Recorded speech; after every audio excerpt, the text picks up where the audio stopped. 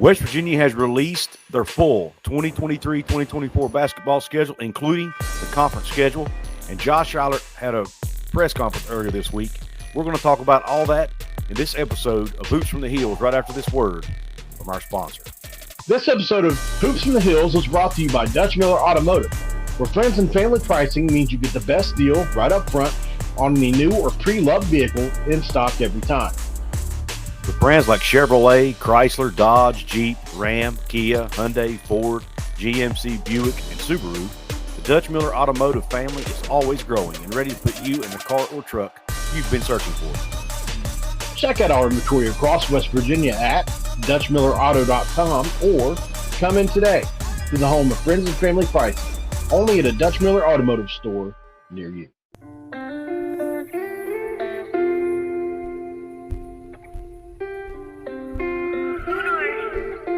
What is up, Mountaineer Hoops fans, Big 12 Hoops fans? I am Couz. And my name is Mountaineer Paul. And we present to you another great episode of Hoops from the Hills, baby. What's going on, Paul? I can't call it, man. What's up with you? Same old, same old. We hadn't done one of these in a while, at least not like this. Yeah, just the two of us. The last one we had the one and only Ren Baker on the show, so that was pretty fun. That was sweet. Yeah, that was a milestone for both of us, I think. Yeah, I really enjoyed it. It was great to get to know Ren a little bit and pick his brain on some things and hopefully we asked some questions that other people had not in his previous interviews. But anyway, let's get on with today's show. I don't want to keep the great people waiting for the content. The first thing we're going to talk about today, Paul, is the release of the 2023-24 basketball schedule for the Mountaineers. And when you look at it, is there anything that stands out to you? Oh, yeah, there's a ton of stuff that stands out to me. First road game SMU, I thought that was interesting considering they're not in the Big 12. And so before you go to Houston, you go to SMU. I think it's kind of crazy. St. John's, we got them coming in. I think Hugs and before Hugs was let go, and then Josh Eilert and Rick Pitino really battled for a lot of different players. I think Pitino wanted a couple of our players. We got a former Pitino player, Quinn Slazinski, and he'll be going up against his old coach in that game. Mm-hmm. And who knows, maybe Quinn ends up being a key piece of this team, and that's a lot bigger storyline going into that game than it is right now. Right. And you look at that, that's probably going to be an emotional game for a lot of our players. A lot of our players are from New York. A lot of our players idolize Rick Pitino. Mm-hmm. And then you've got the backyard brawl, oh, by the way, the very next week. Yeah. So I think that's a key stretch for West Virginia. I told you earlier, the next big game after that would definitely be the Buckeyes. That's a game that I have a lot of interest in. Personally, because I now live in Ohio and have, I basically spent half my life in Ohio and half my life in West Virginia at this point. And I'm always going to be a West Virginian. And I have a lot of Ohio State buddies that will watch this game closely that I just, we have bragging rights the last time we beat them the last few times. And then it really gets started Big 12 play. And I think Houston and everything they did last year is just unbelievable. They're probably going to be in the running for being the best team in the conference again this year, and this time in the Big 12. They were a top 5 team all last year, and I think that's going to be a big one. And then you start to look at what do we have any back-to-back home games, any back-to-back away games, and you start to look for that kind of stuff. If you really study the schedule, it actually we have a much easier road, in my opinion, this year than we did last year as far as that kind of stuff goes. It's going to be interesting. And obviously we're waiting on certain things to happen to see what this roster is going to look like so that we can get into some of the predictions and stuff, because obviously there's a key player that we need to know about before we can go into that. Mm-hmm. But I think you and I were on point last year. We did our preseason prediction for what we thought the team was going to be. I think we did a pretty good job, and that's what it ended up being, close to. We both said right around 18, 19 wins. We both said that the same day. I think we were like a game off, maybe. Maybe so. And so I think this year, hopefully, we can have some similar accuracy because I think we're both pretty plugged into what goes on and how we feel, feel about the team. But new coaching staff, so it's not going to be the same old with that. So may have to see this team play before we really get a feel for them. Yeah, and I we did hit it, but like I say, even a blind squirrel gets a nut once in a while, right? So, right, we might be completely off this year, but who knows? But anyway, very possible. When looking at the Big 12 schedule, I agree with you that it is. I don't want to say it's an easier schedule than last year, but it kind of looks that way on the surface because now that there's going to be 14 teams in the league, we can't play every team twice anymore. We play 5 teams twice, and everybody else we play once. And if you look at the teams that West Virginia plays twice, it's Texas, which should be a good team, UCF, which typically struggles in basketball. It's TCU, which West Virginia has pretty much owned since they've been in the Big 12. Now TCU they're a good program. Jamie Dixon has them playing really well, and I think they made a pretty deep run in the tournament last year. So that's going to be a tough one. But West Virginia does seem to play pretty well against TCU most of the time. Then obviously Cincinnati, because of the regional matchup, is a team we play twice. And then you've got Kansas State on the schedule twice, which I think will be a tough one as well. But yeah, I mean, those are the teams we play twice. What do you think about that part of it, Paul? As far as we don't play Kansas twice, we don't play Baylor twice. We don't play. I don't think we play. Yeah, we don't play Texas Tech twice. And you could argue those and Houston. We don't play Houston twice. You could argue those are 4 of the top teams in the conference going into the season. So what are your thoughts on that? Well, that's huge. I think the schedule's played out favorably for the West Virginia Mountaineers in basketball and football this year. Can't say the schedule makers are against us. I think that's huge, man. It really truly is. It could be the difference between maybe an extra 2 or 3 wins. You start replacing the best teams with middle of the road or even bad teams in the Big 12, which hopefully we aren't. And that could be the difference in a couple wins. I really do believe that. There's a couple stretches, just looking at it a little bit deeper while we're on here live. Man, there's a couple road stretches that are pretty brutal here. You look at let's see. It's right leading up to, you get Kansas State. We got those guys at home, Texas at home, Oklahoma at home, Kansas at home. But then you go at UCF, at Oklahoma State, at Cincinnati, you've got Cincinnati at home. Then you're in BYU at home. Then you're at Texas and at TCU. I think that's going to be a different kind of a stretch right there where you've only got a couple home games mixed into what looks like to be 5 or 6 away games. So I think, that's a lot of travel. That's when you're really getting into the grind of the schedule too. It's, it's about 3/4 of the way in. I'll be interested to see how this team, which in the past has played okay on the road, under Hugs. Maybe it's different under Josh Eilert. There's going to be so many firsts as well. So he may, because the style that Hugs played was so physical. I just wonder if the way Josh does things maybe will take less of a toll on our guys. It's something I've thought about. Yeah, I don't know. I mean, I'm not sure about his practice as far as I'm sure his practice will still be tough. I don't know if it'll be Hug stuff. But I do think Eilert, being a younger coach, will have different ideas. And keep in mind, he's got guys like Deshaun Butler, Jordan McCabe, guys who have played college basketball. Well, Deshaun played in the NBA a little bit and has coached in the NBA some. And then so he's bringing that NBA flavor, which we may get to in a minute when we talk about the Eilert press conference. But then you've got McCabe, who literally just got finished playing college basketball last season. So he'll be able to bring some fresh ideas as to how to stay fresh. How to, especially when you get through these tough stretches of games. But one thing I do like about these road games, when you look at it, you don't see a whole lot of these games where West Virginia has to play on the road on a Saturday and then turn around and fly back to Morgantown for a Monday game. Yeah. They only have to they don't have to do that, but maybe once or twice this year. And matter of fact, I don't even know if they do it at all, because when you look at, for example, when you look at the Texas TCU game, both of those games are on the road. So they play Texas on a Saturday in Texas, but then they don't have to leave the state.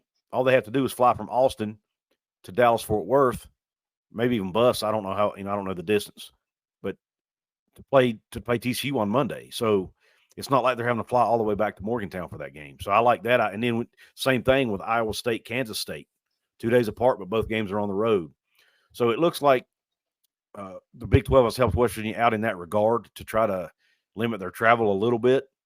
And then, like, for example, when you go from Oklahoma, the Oklahoma game on January 17th, they give them a 3-day break until they have to, play again in Morgantown I think it's on a Tuesday night, if I'm not mistaken. So they're giving them it seems like they're giving them more days in between games. Yep. Especially when they have to travel. And I think that is kudos to the Big 12 for helping West Virginia out. I'm assuming they tried to do something similar for the what is that? It's 189 miles from Dallas to Fort Worth. So that's like 2.5 hours. From Austin to Fort Worth, you mean? Yeah. Okay. Oh, that ain't bad at all as far as that's what I typed, Austin to Fort Worth. Yeah. Yeah. So I don't know if you're doing a bus there or a plane or what, but either way, it's not a bad trip. And then what was the other one? From Ames to Lawrence? Manhattan, Kansas. Oh, Manhattan. Yeah, I'm sorry. Mm-hmm. That's okay. Well, while you're doing that, I was going to say, that was further, 5 hours for that one. Yeah, they may have to fly there, but either way, that's a lot easier. It's really short trip. Yeah, it's easier than flying from Morgantown there, right? Yeah. And they may bust that one too. Who knows? But nonetheless, they're taking away all these return trips to Morgantown, where they have to be back to school on a Monday at 7 a.m. You know what I mean? There's not. Yep. There doesn't look to be as many of those on the schedule. And then, agreed.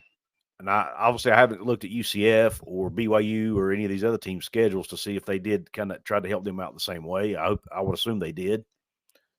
But then when you look at another thing, Paul, when you look at the Kansas, we get Kansas in Morgantown. We play them once, and it's in Morgantown. That's big. Baylor's in Morgantown. So I like it, man. I'm like you said, this lines up really favorable. And by the way, we get to end the season with Cincinnati on the road, but it's a rival. You could say it's a rivalry game that we get to close out the season with, which is pretty neat, in my opinion. Agreed. 100%. I agree 100%, man. And I mean, the schedule is a big part of the season. It's something that, there are some people that that's what they do for a living, mm-hmm. is they, we talked to Ren about that. So, people make a big deal out of the schedule, but at the end of the day, you got to play the games with the guys you got. Yep. And I think that's going to be our biggest concern is who are our guys, and I really can't get past that. It's like a block in my brain. Like I start to think about this team and how they're going to perform this year, but who are our guys? Who's our starting five? Right. I think we know the majority of those, mm-hmm. but depending on who's out, it changes the whole lineup. Oh, I mean, we're talking about RaeQuan, obviously. Right. Yeah. If he's not in the lineup, how does the lineup look? Oh, I'm with you, man. That's a big deal, and we'll get to that in a second. But I got one more thing I want to touch on with the schedule, and then we'll move on to that. Is the fact that, and this is one thing a lot of fans have been complaining about on Twitter or X, is of the 18 Big 12 games we play, 12 of them are either on ESPN Plus or the Longhorn Network, and fans are not happy about that. I touched on that. All that has to do with, think of it like this: the most well-known part of West Virginia basketball outside of Jerry West is Bob Huggins. You lose Bob Huggins, you replace him with a guy like Josh Eilert that nobody outside of Morgantown knows. You got a bunch of guys on the roster that basically nobody knows outside of probably Kirk Risa and Jesse Edwards. And then you move on to, if this team wins, like I said on X, If this team wins, every single one of those will change to nationally televised games. I understand being upset about it, but we're not going to be a top 25 team preseason. We're probably not going to be a top half of the Big 12 voted team in preseason. So I think that's why publications are looking at that as well, and also networks, because we're not, obviously going to be a Houston starting out or whatever. So I think we're going to be. I'm bullish on us. I think we're going to be a top 25 team. I think we're going to be a top half of the Big 12 team. I really, really do. But we have to earn those slots, unfortunately. Our fans are loyal, man. They want to see us in every televised game, and I get that.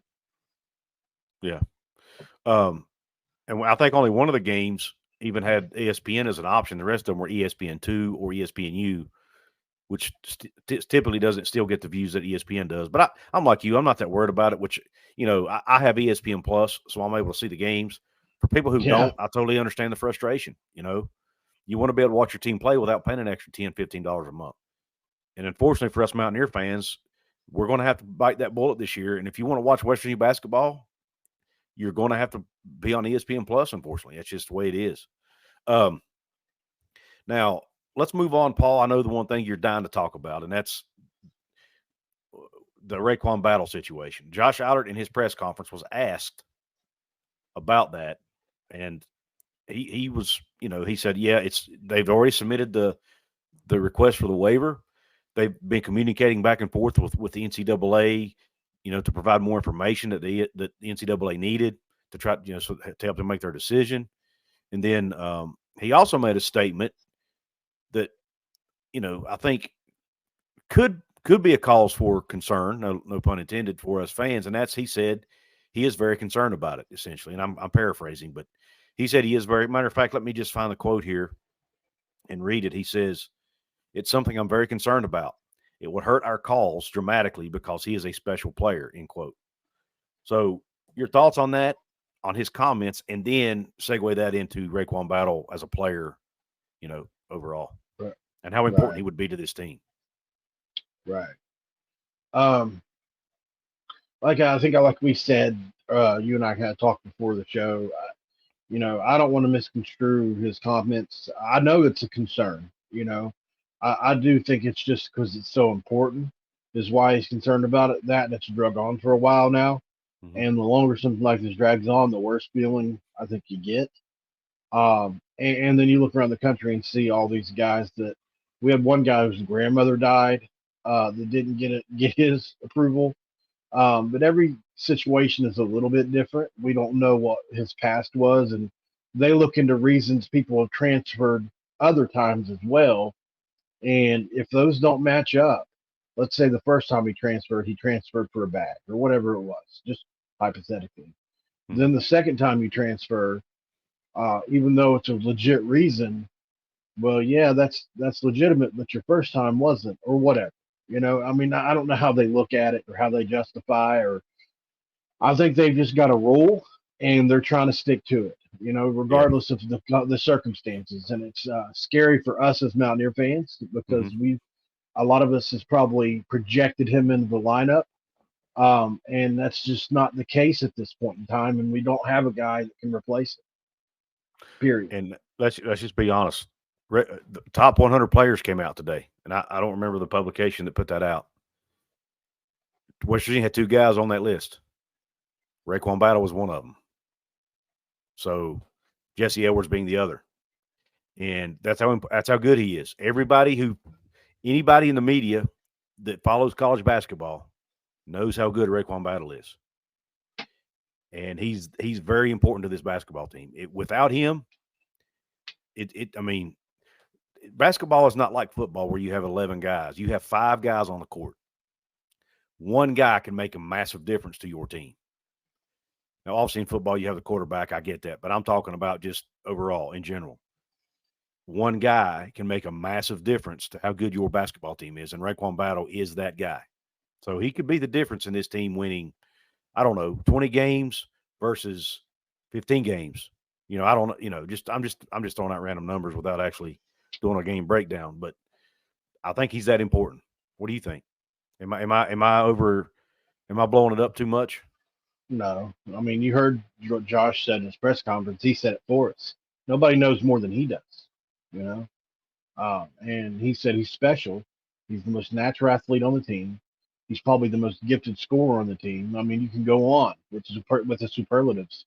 But at the end of the day, he is important to this team, as he was to Montana State last year at almost 20 points a game. So, and it translates. People point back to his Washington career when he was a freshman, and I think redshirt freshman or sophomore, and he just wasn't ready yet. And we see it all the time. Teddy Buckets left Morgantown, really turned into a star elsewhere once he got older. RaeQuan's always had the athletic ability. Turn on the tape, watch the tape. He's got it, and now he's ready to really implement that in a lineup that's really tailor made around him. That's what kills me so much about this is if it doesn't happen, this lineup is tailor made for RaeQuan Battle.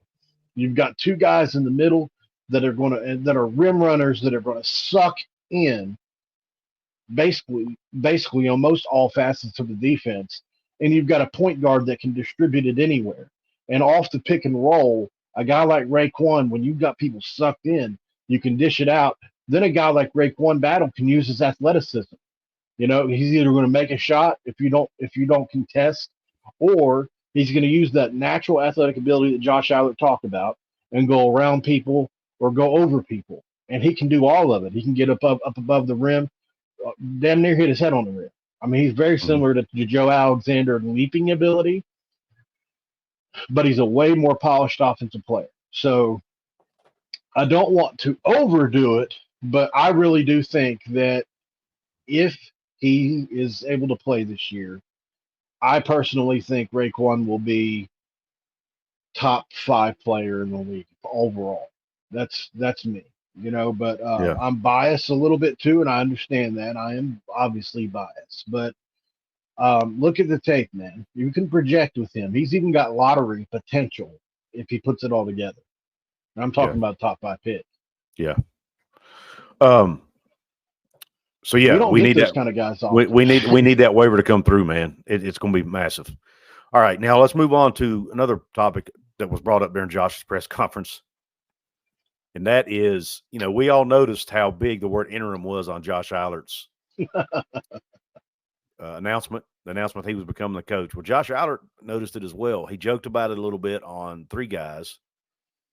But it's more than a joke to him. He's actually using that as motivation, and he talked about that in this press conference.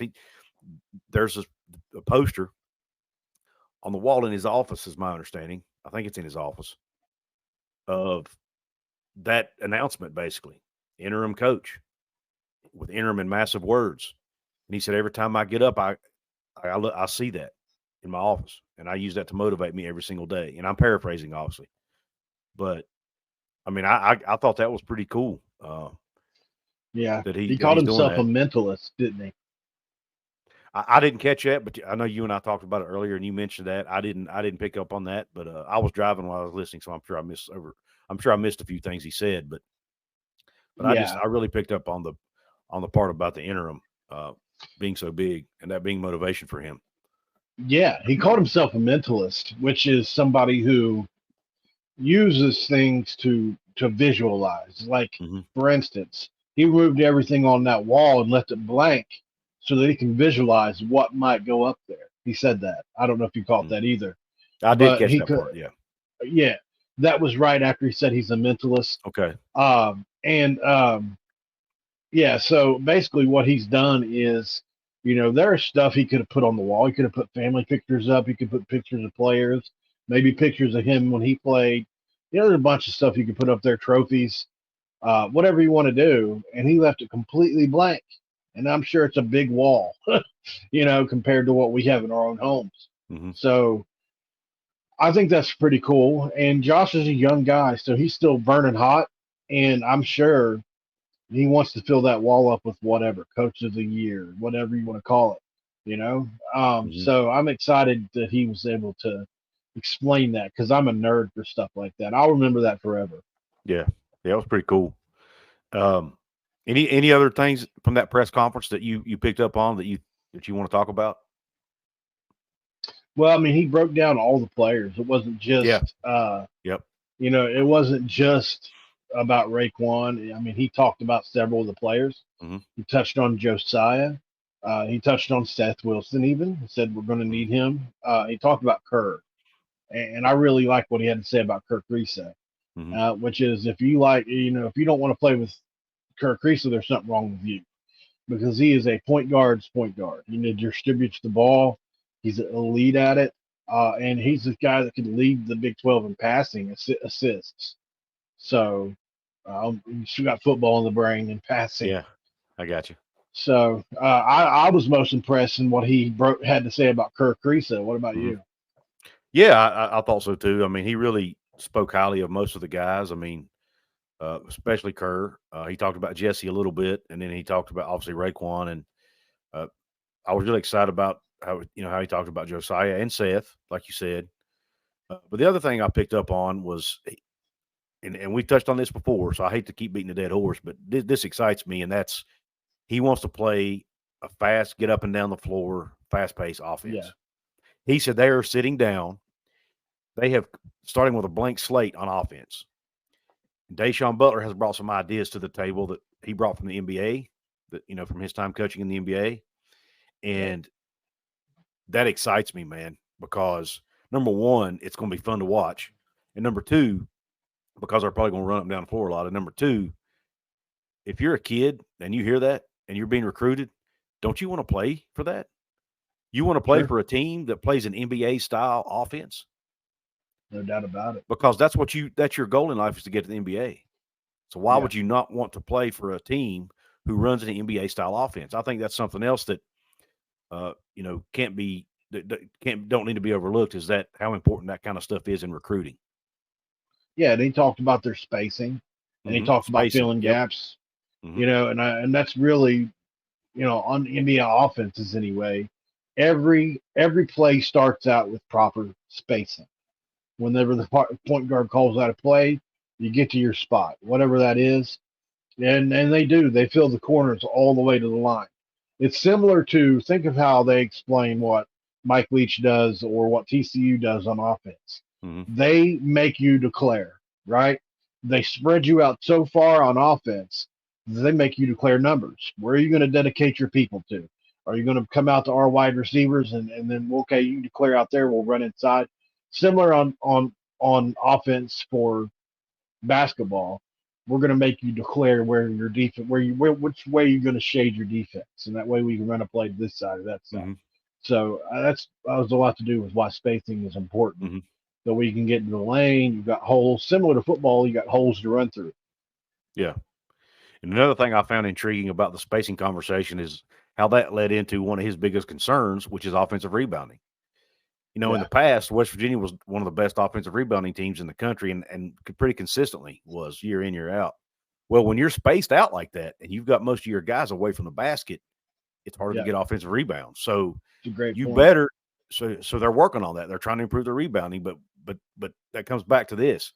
If you're going to play that type of offense, you better make shots, because if you don't make shots, you're probably not going to get a lot of offensive rebounds, and that could lead to, points on the other end or even fast breaks in some cases, if you're shooting a lot of threes, Yep.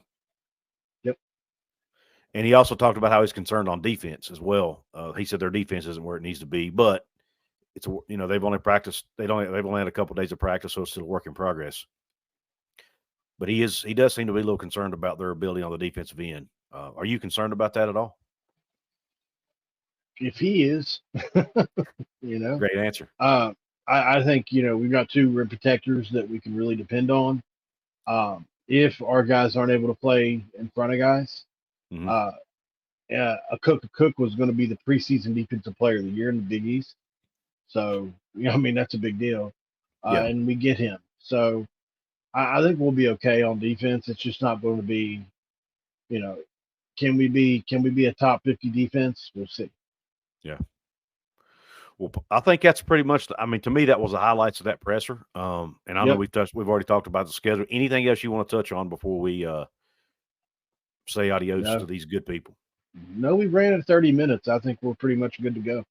We had a lot to catch up on, man. It's been a while since we've done this. Yep.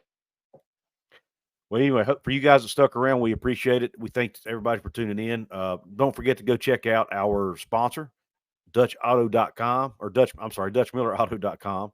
Go to their website, check out all the vehicles they have in inventory. For your service work, if you're close to a Dutch Miller Auto dealer, go get your service work done at Dutch Miller Auto, man. I've heard they do a really good job with that stuff. And we want to thank them for supporting us here on Hoops from the Hills. Don't forget to hit the like button, guys, if you like the content we're putting out here. Share it with your friends and family. Subscribe to the channel, guys. I know it's been the off season in basketball, so there's not been as much to talk about, so we haven't put out as much content here. But we are going to continue to keep this channel going. We're excited about it. And as it gets closer and closer to the season starting, there will be more content up here for you guys to hopefully enjoy. With that being said, guys, we really appreciate your support here. We appreciate you tuning into this episode of Hoops from the Hills. We are done, and we're out.